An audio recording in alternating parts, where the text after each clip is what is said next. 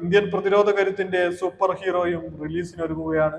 Indian പ്രതിരോധ സേന കരയ്ക്കും ആകാശത്തിനുമൊപ്പം കടലിലും ശക്തമായ സ്വാധീനം ലോകത്തിനു മുന്നിൽ കാഴ്ചവെക്കാൻ പോകുന്ന അഭിമാനകരമായ ദിവസമാണ് വരാൻ പോകുന്നത്. ഇന്ത്യ തദ്ദേശീയമായി വികസിപ്പിക്കുന്ന ബാലിസ്റ്റിക് മിസൈൽ K6 വികസനം അവസാന ഘട്ടത്തിൽ എത്തി നിൽക്കുന്നുവെന്ന ശുഭവാർത്തയാണ് പുറത്തുവരുന്നത്. ഇന്ത്യയുടെ അഭിമാനമായ DRDO അഥവാ ഡിഫൻസ് റിസർച്ച് ഡെവലപ്മെന്റ് ഓർഗനൈസേഷന്റെ കീഴിൽ നിർമ്മിച്ച ന്യൂക്ലിയർ ബാലിസ്റ്റിക് മിസൈലാണ് K6. ന്യൂക്ലിയർ ഫോർമുലകൾ വഹിച്ച് കിലോമീറ്ററുകളോളം സഞ്ചരിച്ച് ലക്ഷ്യത്തിനെത്താനും K6 സാധിക്കും.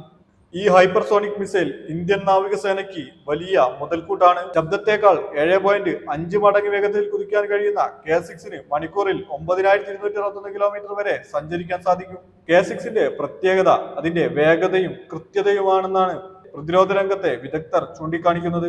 ശത്രുപക്ഷത്തുള്ളവർ ടാർഗറ്റ് ചെയ്യുന്നതിന് മുമ്പ് തന്നെ ലക്ഷ്യത്തിലെത്താൻ K6 സാധിക്കും. ഒരേ സമയം ഒന്നിലധികം ലക്ഷ്യങ്ങളെ ഒരുമിച്ച് ആക്രമിക്കാനും ഇതിന് സാധിക്കും.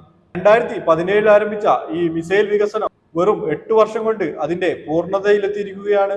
12 മീറ്റർ നീളവും 3 മീറ്റർ വ്യാസവുമുള്ള മിസൈലിന് 3000 കിലോയോളം വരുന്ന ഫോർമുലകൾ വഹിക്കാൻ സാധിക്കും.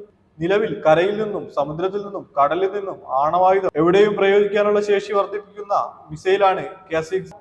DRDO വികസിപ്പിച്ച അഗ്നി മിസൈലുകളുടെ വികസന പതിപ്പാണ് K6.